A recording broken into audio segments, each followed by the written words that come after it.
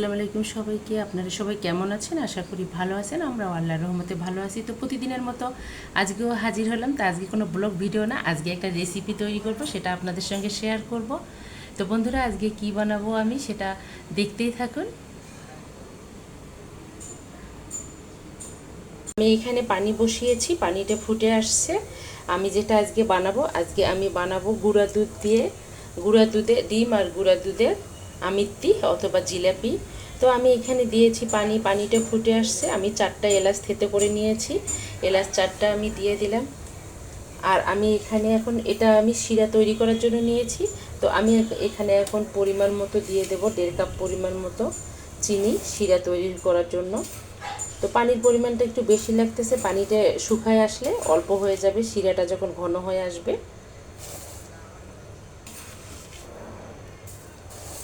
তো এই তো 1.5 কাপ পরিমাণের মতো আমি এখানে চিনি দিয়েছি। এটাকে আমি এখন ভালো করে একটা চামচের সাহায্যে লাড়া দেব।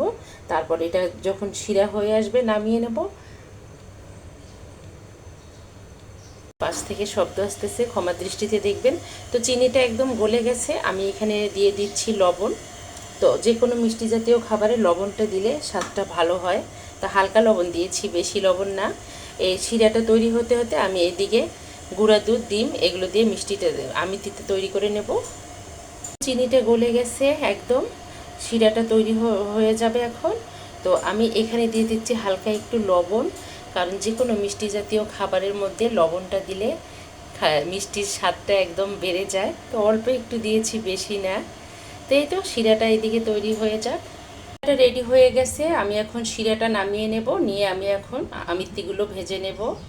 তৈরি করার জন্য যে যে উপকরণ লাগবে গুঁড়া দুধ, 2টো ডিম, আর লাগবে ঘি, সাথে লাগবে বেকিং পাউডার। পাশ থেকে শব্দ আসতেছে অনেক। তাই তো আমি এখানে গুঁড়া দুধ দিয়ে দিচ্ছি পরিমাণ মতো। আমি এখানে দেড় কাপ পরিমাণ গুঁড়া দুধ নিয়ে নেব। আর আমি এখানে দিয়ে দেব বেকিং পাউডার 1 চামচের মতো, চা চামচ দিয়ে 1 চামচের হালকা একটু কম দিয়েছি। আর দেব 2টো ডিম, সাথে দেব ঘি। এখানে 2টো ডিম ফাটিয়ে দিয়েছি। আমি এখন এটাকে ভালো করে মিক্স করে নেব। তো এটা চামচের সাহায্যে কখনোই মিক্স হবে না, এখানে হাত ইউজ করতে হবে।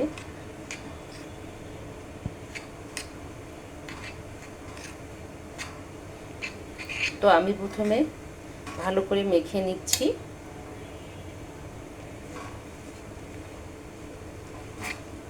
আমি এখন এটায় হাত লাগাবো। তো এই তো আমি এখন দিয়ে দেব ঘি। আমি এখানে দিয়ে দেব 1 টেবিল চামচ ঘি।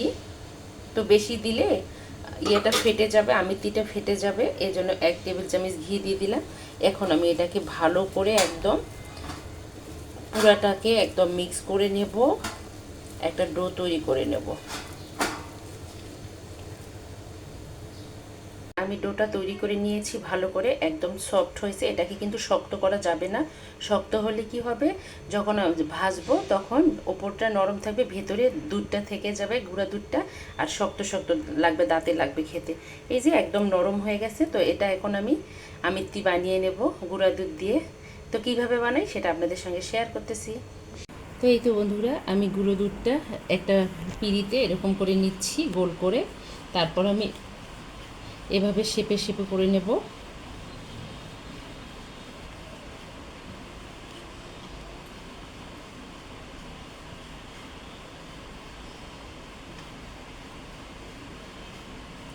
আপনারা চাইলে হাতের সাহায্যেও করে নিতে পারেন। তো এই যে একটা স্টিকের মতো হয়েছে, এটাকে এখন আমি এভাবে সুন্দর করে পেঁচায় নেব। আপনারা চাইলে এটাকে আরও মোটা করতে পারেন, আরও চিকন করতে পারেন। তো আমি যে শেপে বানাচ্ছি সেটাই আপনাদের সঙ্গে শেয়ার করতেছি। তো এটাকে ভালো করে সেট করতে হবে, নইলে এটা কিন্তু খুলে যাবে ভাজার সময়। তো এই যে এভাবে হাত দিয়ে এভাবে একটু মাঝখানে চাপ দিলে সেট হয়ে যাবে সুন্দরভাবে। তো এই যে এভাবে আমি বানিয়ে নিচ্ছি, এখানে বানিয়েছি সবগুলো। তো এখন আমি এগুলো তেলে ভেজে নেব। এখানে কড়াইতে তেল দিয়েছি। তো তেলটা আমি হালকাভাবে গরম করে নিয়েছি, হালকা গরম, বেশি গরম করা যাবে না, তাহলে পুড়ে যাবে। বিসমিল্লাহ। আমি এখন একে একে আমিত্তিগুলো দিয়ে দেব।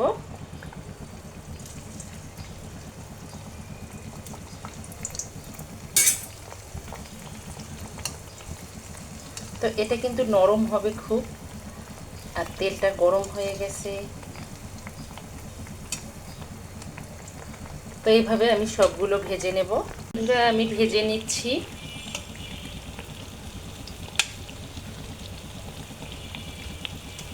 তো এটা যেহেতু গুঁড়া দুধ, কালারটা অন্যরকম আসবে। এটা কিন্তু আপনারা মনে করিয়েন না যে পুড়ে গেছে, এটা কালার এরকমই আসবে একদম।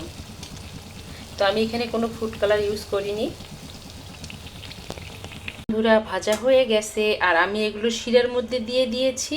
তো একদম তুলতুলে হয়ে গেছে। এটা কিন্তু আপনাদের দোকানের কেনা আমিত্তির মতো হবে না, শক্ত হবে না। এটা একদম সফট হবে খেতে, ঠিক যেরকম রসগোল্লা সেরকম লাগবে খেতে। তো অল্প ঘরে থাকা অল্প উপকরণ দিয়ে 10 মিনিটের মধ্যে এটা বানিয়ে নেওয়া যাবে। খুব সুন্দর করে হয়ে গেছে। এই যে আমি এখন 5 মিনিট পরে এটাকে উঠিয়ে নেব শিরা থেকে। বন্ধুরা আমি আমিত্তিগুলো নামিয়ে এনেছি, শিরা থেকে উঠিয়ে নিয়েছি আমি। একদম সফট হয়েছে, খেতে কিন্তু অসাধারণ হয়েছে। অলরেডি আমি একটা খেয়ে দেখেছি। তো যখন বাসায় কিছু থাকবে না, মিষ্টি খেতে ইচ্ছা করবে, জাস্ট 10 মিনিটের মধ্যে এভাবে বানিয়ে নিয়ে খাবেন, দেখবেন দারুণ লাগে খেতে। তো এই তো আমার এখানে 1.5 কেজির মতো হয়েছে।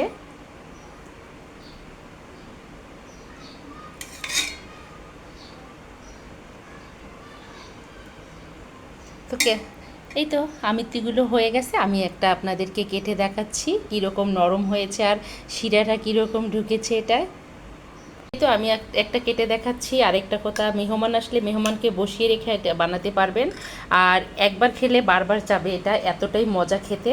আমি কেটে দেখাচ্ছি। এটা যতটা সফট হয়েছে ততটা শিরাটাও ভেতরে ঢুকেছে। এই যে দেখেন একদম সফট হয়ে গেছে। বন্ধুরা আমার এই ভিডিওটা যদি দেখতে দেখতে কোনো বন্ধুর ভালো লেগে থাকে, প্লিজ আমার চ্যানেলটাকে সাবস্ক্রাইব করবেন, অর্ণাস মমের সঙ্গে থাকবেন, লাইক করবেন, শেয়ার করবেন। আর সবার জন্য শুভকামনা, সবাই ভালো থাকবেন, সুস্থ থাকবেন, এই দোয়া করি। বরাবরের মতো আমাদের জন্য দোয়া করবেন, আমরা যেন ভালো থাকি, সুস্থ থাকি। তো আজকে এ পর্যন্ত। আল্লাহ হাফেজ, আসসালামু আলাইকুম।